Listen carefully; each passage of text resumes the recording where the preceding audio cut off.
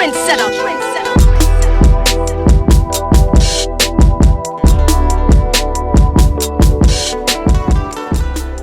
What's your most memorable tour? Being Most on? memorable? Yeah. Oh, I mean, you like Whitney Houston.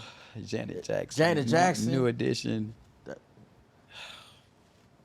The But you know what though? I think the most memorable is probably I'm gonna say Whitney Houston. yeah. I'm gonna say Whitney Houston. Even though each one of them were crazy. So because you know Janet really put her guards down and really kicked it with us. You know what I'm saying?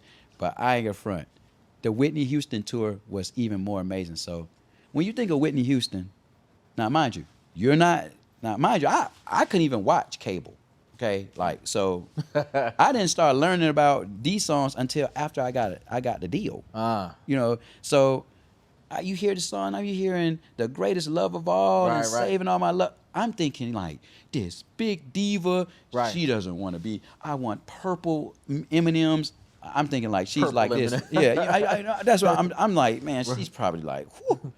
But man, when I actually got a chance to meet her, she was like the cool aunt that you got. Wow. And she just talking just straight up like, yeah, I'm like, whoa. Yeah. Whitney Houston, cool as hell. So at one particular time, they called us early in the morning. We were on tour. She says, hey, well, not her, but it was somebody in her camp. Hey, Whitney's having a real huge press situation. We're here in Albany, New York. I know we have a break. We're gonna do this thing. We want you to dress up in your fly attire. Like, okay, yeah, just come real fly, just real fresh. And we're gonna meet downtown Albany, New York, and it's gonna be a beautiful occasion. Can't wait to see y'all there. Whitney will be there. Oh, okay, cool. So we hurry up and put on our stuff. Oh man, it was crazy. We get down there, and all of a sudden, we're looking at it. It was like 30 minutes, and we're like, man, anybody? All of a sudden, these vans start driving up. I'm like, man, vans. All of a sudden, they come out, Whitney Houston and the dancers with water balloons. Coming out, man, when I tell you they slinging water balloons. At y'all? At us. What? It was a pure jumping. It was a pure just ambush. Wow. A water aqua ambush. Wow. And this is like somewhere on the road somewhere. And so it's downtown. So just imagine like a small area, like a small town. But one thing that was on our side was Toys R Us was right there. We run inside of Toys R Us. We grabbing it. So that's when the Super Soakers had just came. Oh, okay. I'll never forget. I had that too. The one, the big with the green big. Yeah. So we loading up. We got all our stuff, and we came out there. They're sitting out there waiting. They had like balloons and stuff. Oh, we didn't come out of there until we filled up, got all our water balloons, and when we came out, oh, what a time we had. Wow. Well, the next day, Whitney wanted to hang out with us, start playing cards with us, all this stuff. Did not go to bed till 6 o'clock that next morning. Wow. Well, she lost her voice. So what does that mean? Well, just imagine this. Everybody's like, people flying all around the world to come see Whitney Houston. After Albany, New York was Trenton, New Jersey. Everybody know that's where she's from. She's from Jersey. And everybody's like, she lost her voice for like 2 or 3 weeks straight. And everybody was like, oh man, what? And they had it going on. What happened? And they were going down this rabbit hole, and everybody thinking, trying to guess what. Man, it was a water balloon fight, y'all. That's crazy, man. I remember your third album, I believe. Yeah. I DJ'd the Velvet Room. It was your album release party. You remember that? Holy. Okay, You remember that? I actually remember that. And I think Puff bought out the whole.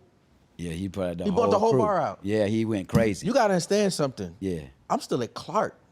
And I'm DJing the 112 Puffy. You could get what I'm saying? Yeah, that the was DJ? and that was crazy. You remember that night? Yes, I do. Definitely remember that night. And that was when y'all dropped Peaches and Cream. We dropped Peaches only. Dance with Me. Dance with Me. Woo. Yeah, It's Over Now. Woo. So we had back to back. Yeah. Back number ones. Yeah. Peaches and Cream is that 112's Biggest record to date? Yeah. Crazy. It's very close, you know what I'm saying? Because Cupid was right up. Right there. Right there. And then right after that, that's when the transition began Yes. with the Def Jam situation. Yes, the right? whole situation. So, you know. What was it? Was just a contractual thing, or like? Oh, yeah, yeah. So it was nothing. It had, everybody's going to flip out, but it had nothing to do with Puff. We were signed to a production agreement that was not in our favor. Okay, so the production agreement was through Bad Boy. Yeah, so Gotcha. we were signed through an administrative deal Gotcha. on that production to Bad Boy. So Right. we weren't signed directly. So we need to get off that production agreement. Okay. And at the time, you know, that's pretty much that what was that. Right. So it worked itself out. It worked itself out. And then we then became the most sought after group. You know what I'm saying? Because, you know, we're coming off on a high. Looking at these songs, and we were nominated for Grammys and stuff like that. Yes. You know? And now we're free agents. Labels started coming at us. They were offering everything. Lifetime Disney World joints. What? Oh, Warner was crazy. I like, man, man, I mean, we would have signed it to Warner. Man, we probably would have been not paying for cable for. It was just crazy. It was like it was a lot of stuff. People were trying to, like, you know, drop off Range Rovers in our crib. So it was just like, it was amazing, you know. And then I ain't gonna front, Leo. Big shout out to Leo Cohen. Flew us up there, and he was like, "Hey, look, I think that, you know, a lot of people are trying to tell y'all what to do or whatever. Well, we facilitate what people that know exactly what they're doing or whatever, you know what I'm saying? And oh, by the way, here's a number. We looked at it, 8 figures. Yeah, I was like, yeah, we do it. Yeah, this sound about right. All right. You know what I'm saying? So, yeah. So Def Jam ended up being the deal, but Bad Boy was still involved, right? Yeah, so Bad Boy was definitely still involved. That was a pretty good thing right there, because it was just like, okay, you're gonna need a transition, you know, or whatever. And I think that, being honest, how did we listen, followed the same situations, but, you know, certain things that. So you. I won't talk about it now. You know what I'm saying? In its proper the platform, place. This the platform for place of it. But I just say, you know, egos would definitely cause you to miss blessings that, you know what I'm saying, you have situations. And so you saying even it was though something that was. It was in the group. Oh. And then, you know what I'm saying? And then even though, yes, the album went platinum, but we didn't have a hit single. And this was because how many albums you did on Def Jam? Was it? Oh, we had 2. 2, right. You talking about the first album that y'all did? The first one was Hot and Wet. Hot and Wet, correct. Yeah. It's funny, I had, speaking of your second album, I had Sean Garrett on my last episode. Wow. And I asked him, I said, what's one of the most memorable records that you were a part of? He has a lot of them, too. And he has a lot. Yeah. You know what record he said? Let's say, which one? Was it If I Hit It, was it You Already Know? You Already Know. So here we go. Yeah, that's why I say, like, but I would love to talk about it if I see here. Like I'm gonna be cool, and it's just, you know what I'm saying, like, you know, Slim, it's all good, man. But, you know, big shout out to Sean Garrett on it, like, because, you know, at the time, you know, let's just say after the whenever a label drops 8 figures on you, and you don't, you know, you don't do exactly what you're supposed to do. Yes, it went platinum, but if you spend a certain amount of money on a situation, we consider that a failure. You know, got you. Platinum for us was like minimum wage. So you don't feel like you already know? No. That was on the 5th album. That was the 5th? That was the 5th album. Oh. So that's what I said. But like, that was Def Jam, that's correct? Def Jam too. Okay. So right. yeah, we left on a very high note. Got you. So yeah, so here we go. So rest in peace, Shakir Stewart. Shakir, R.I.P. He was definitely involved in the situation. Okay. So had a very great relationship with him. Anybody, you know me personally, Raider Nation. He's from Oakland. You already know what time this is. Okay. So we know we will have some very interesting, you know, football, you know, conversations, and just talk about life in general and stuff like that. And we were trying to figure ourselves out. Def Jam was mad at us. After that 4th project, they pretty much pushed us to the side. Okay. Man, yeah, y'all went platinum, but we paid a lot of money. Ah. That it didn't even out, so they're pissed. Yeah. So we had to really prove ourselves. So if we went from they're not talking to us at all, not picking up the phone, to we had to prove ourselves. So Shakir came to me and said, "Hey, look, I had some conversations. I'm going to be the vice president. You know what I'm saying? And I'm trying to figure out this situation." So I had a conversation with Puff. Puff says that if you want to get the best out of 112, you have to put it on Slim's back, make him responsible. Wow. So I kind of smirked because that was true. Because what people don't know is like 112 used to have meetings, and right after that meeting, they would have the meeting with me. Wow. Because then they would say, "Hey, you got to make this happen." So if you notice, listen to all the singles. Name a single without Slim's voice on there. It's a lot of pressure. Like, you know what I'm saying? Yeah. But at the end, as time went on, you just knew what it was. It was your job. I just knew that was my position. It is what it is, and I take it. You know what I'm saying? Whatever. Right. Well, in this situation, here we go. Shakir says that, and I said, "All right." He said, "Well, I'm gonna keep it real with you.